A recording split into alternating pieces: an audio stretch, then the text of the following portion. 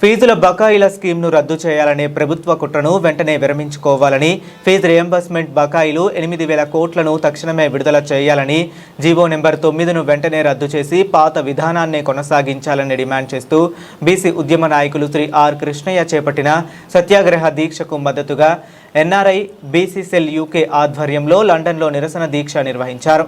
ఈ కార్యక్రమంలో నాగరాజు, తౌటం, వేణు కొలకోట తదితరులు పాల్గొని తమ సంఘీభావాన్ని తెలియజేశారు. Kiran Kumar Dudigama, NRI BC cell president. ఈరోజు మన బీసీ జాతీయ సంక్షేమ సంఘం అధ్యక్షులు, రాజ్యసభ సభ్యులు, బీసీ ఉద్యమాల దళపతి, గౌరవ పెద్దలు ఆర్ కృష్ణన్న గారు ఇప్పుడున్నటువంటి మన తెలంగాణ ప్రభుత్వం ఫీజు రియంబర్స్మెంట్ పథకాన్ని నిర్వీర్యం చేసే కుట్రకు వ్యతిరేకంగా, అలాగే ఫీజు రియంబర్స్మెంట్ బకాయిలను మొత్తం వెంటనే చెల్లించాలనేటువంటి ఒక అకుంఠిత దీక్షతో చేపట్టినటువంటి సత్యాగ్రహ దీక్షకి మద్దతుగా ఈరోజు మన ఎన్ఆర్ఐ బీసీ సెల్ ఆధ్వర్యంలో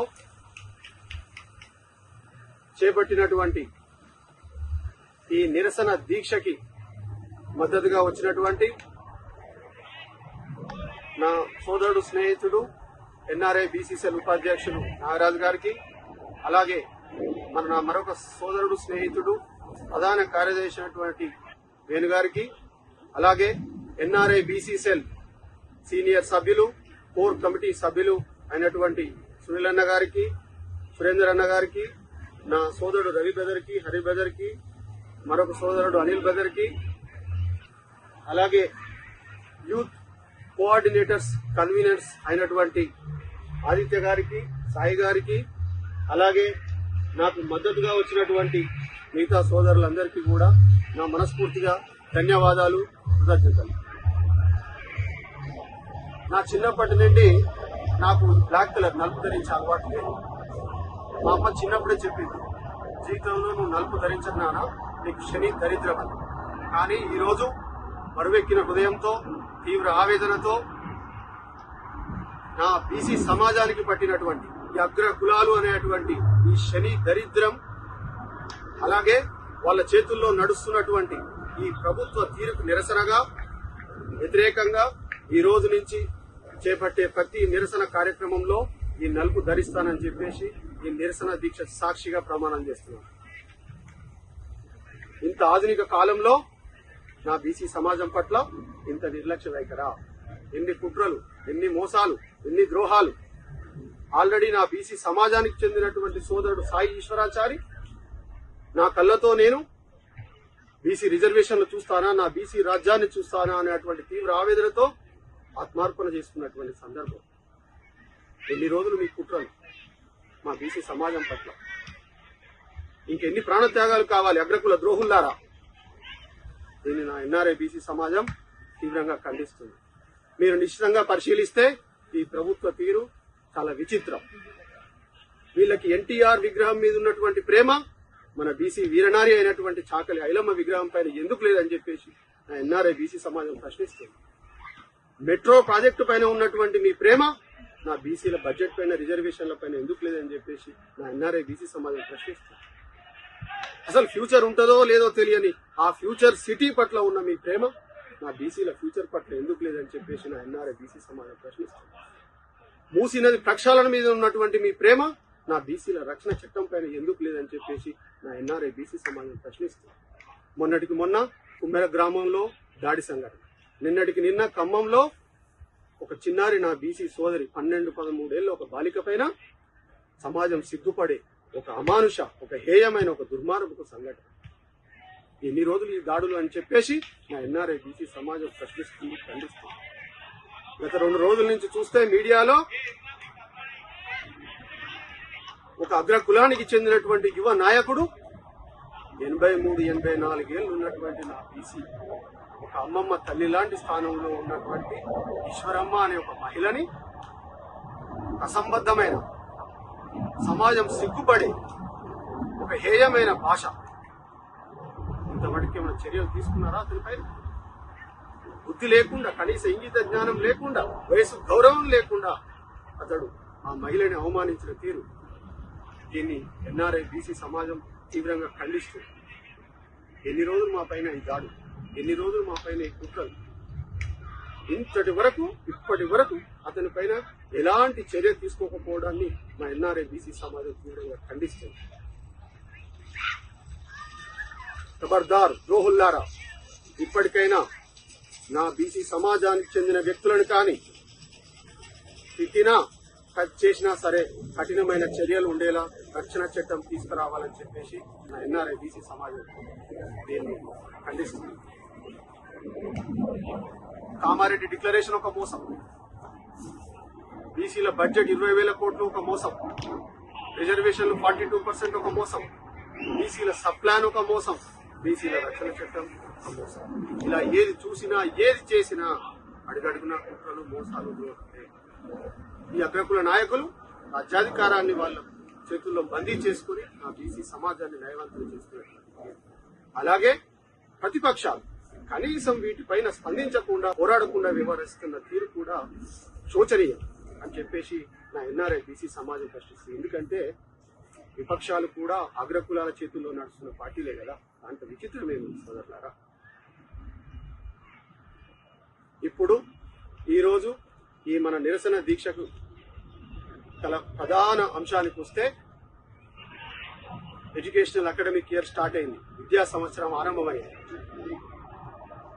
స్కూళ్లు కాలేజీలు రీఓపెన్ అయినాయి. విద్య అనేది సమాజంలో ప్రతి ఒక్క పౌరునికి ఒక ప్రాథమిక హక్కు. విద్య అనేది ప్రతి ఒక్క పౌరునికి ఒక ఆత్మగౌరవం. విద్య అనేది ప్రతి ఒక్క పౌరునికి ఒక ఆత్మవిశ్వాసం. విద్య అనేది సమాజంలో ప్రతి ఒక్క పౌరునికి గుర్తింపునిచ్చే ఒక ఆయుధం. ఈరోజు అలాంటి విద్యను కూడా మన బీసీ సమాజాన్ని దూరం చేశారు. వారి దీన్ని మేము ఎన్ఆర్ఐ బీసీ సమాజం తీవ్రంగా ఖండిస్తుంది. 14 లక్షల మంది విద్యార్థులకు ఫీజు రీఎంబర్స్మెంట్ బకాయిల కింద 8,000 కోట్లు ఉంటే 300 కోట్లు కంటి తుప్పు చర్య కింద ఒక 300 కోట్లు రిలీజ్ చేస్తారా అంటే ఈ ఫీజు రీఎంబర్స్మెంట్ పథకాన్ని పూర్తిగా నిర్వీర్యం చేసి, పూర్తిగా నా బీసీ సమాజానికి దూరం చేసి, చదువుకు దూరం చేసే కుట్ర జరుగుతుంది. దీన్ని ఎన్ఆర్ఐ బీసీ సమాజం తీవ్రంగా ఖండిస్తుంది. 2026-27 ఆర్థిక సంవత్సరానికి వస్తే మీరు ప్రవేశపెట్టిన బడ్జెట్ వస్తే 3,24,234 కోట్లు. దాంట్లో మీరు మా బీసీ శాఖకు కేటాయించింది 12,511 కోట్లు. మరి ఇంత కేటాయించితే 8,000 కోట్లు ఫీజు బకాయిలు చెల్లించలేరా? కంటి తుడుపు చర్యగా కేవలం 300 కోట్లు మాత్రమే రిలీజ్ చేసి మా బీసీ సమాజానికి, పేద మధ్యతరగతి కుటుంబాలకు చెందినటువంటి విద్యార్థులకు విద్యను దూరం చేసే కుట్ర. ఈ రోజులు మీ కుట్ర అంతా మోసమే కదా, అంతా నయవంచనే కదా. అందులో కూడా ఆ 300 కోట్లు కూడా ఏంది, జీవో నెంబర్ 9 అని తీసుకొచ్చి నేరుగా విద్యార్థుల అకౌంట్లో వేస్తారా? విద్యార్థుల అకౌంట్లో వేస్తే ఏమవుతుంది? ఈ రోజుల్లో ఒక 1,000 రూపీస్, 1,000 రూపాయల అకౌంట్ ఉంటేనే నెక్స్ట్ మినిట్ ఖర్చు పెట్టే సమాజం ఈ జనరేషన్. అలాంటిది కొన్ని లక్షల ఫీజు రియంబర్స్మెంట్లు స్టూడెంట్స్ అకౌంట్లో వేస్తే వాళ్ళు ఈఎంఐలు అని చెప్పేసి, లేకపోతే క్రెడిట్ కార్డ్ బిల్స్ అని చెప్పేసి, లేకపోతే పార్టీలు అని చెప్పేసి నెక్స్ట్ మినిట్ ఖర్చు పెట్టే వాళ్ళు.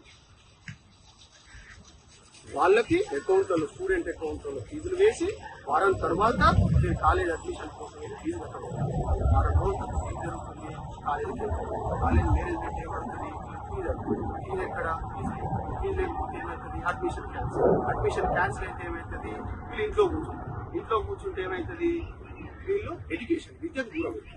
అంటే ఏ విధంగా చూసినా అడుగడుగునా ఈ విద్యను దూరం చేసే కుట్ర తప్ప ఇంకేం లేదని చెప్పేసి ఎన్ఆర్ఐ బీసీ సమాజం భావిస్తుంది.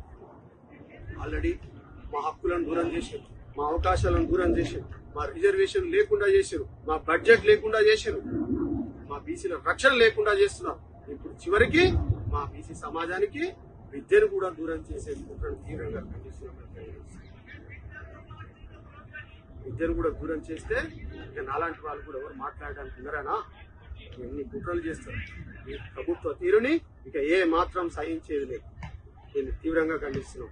వెంటనే జీవో నెంబర్ 9 రద్దు చేసి పాత పద్ధతిలోనే, అంటే డైరెక్ట్ ఓల్డ్ సిస్టమ్ ప్రకారం, పాత పద్ధతి ప్రకారం డైరెక్ట్ గా ఇన్స్టెడ్ ఆఫ్ స్టూడెంట్స్ అకౌంట్ లో కాకుండా మేనేజ్మెంట్ అకౌంట్ లో వేయండి.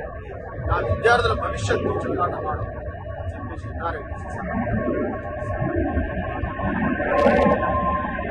పాఠశాలలో నా ప్రభుత్వ కాలేజీలు నాకు వదిలేయడం, కేంద్ర వర్గాల చేతుల్లో నడుస్తున్న వందల కాలేజీ వందల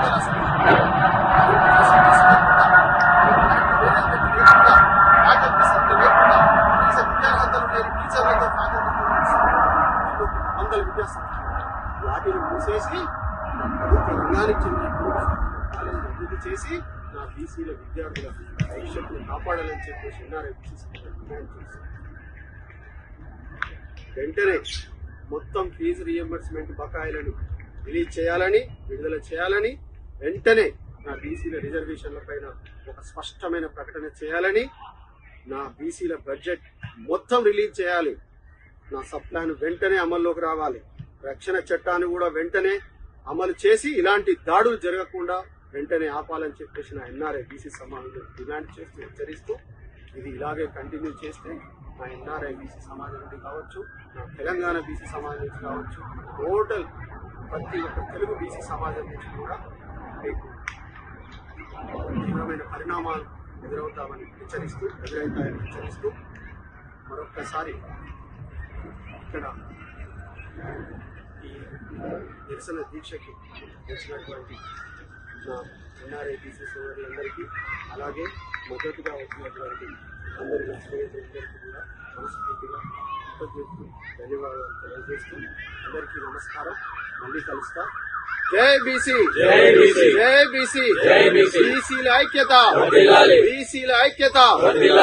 ఫీజు రియంబర్స్మెంట్ బకాయిలని, ఫీజు రియంబర్స్మెంట్ బకాయిలని, ప్రభుత్వ తీరుని, ప్రభుత్వ తీరుని జీవో నెంబర్ 9 ని, జీవో నెంబర్ 9 ని బీసీల ఐక్యత, బీసీల ఐక్యత, కృష్ణన్న నాయకత్వం, కృష్ణన్న నాయకత్వం. జై బీసీ, జై బీసీ, జై బీసీ.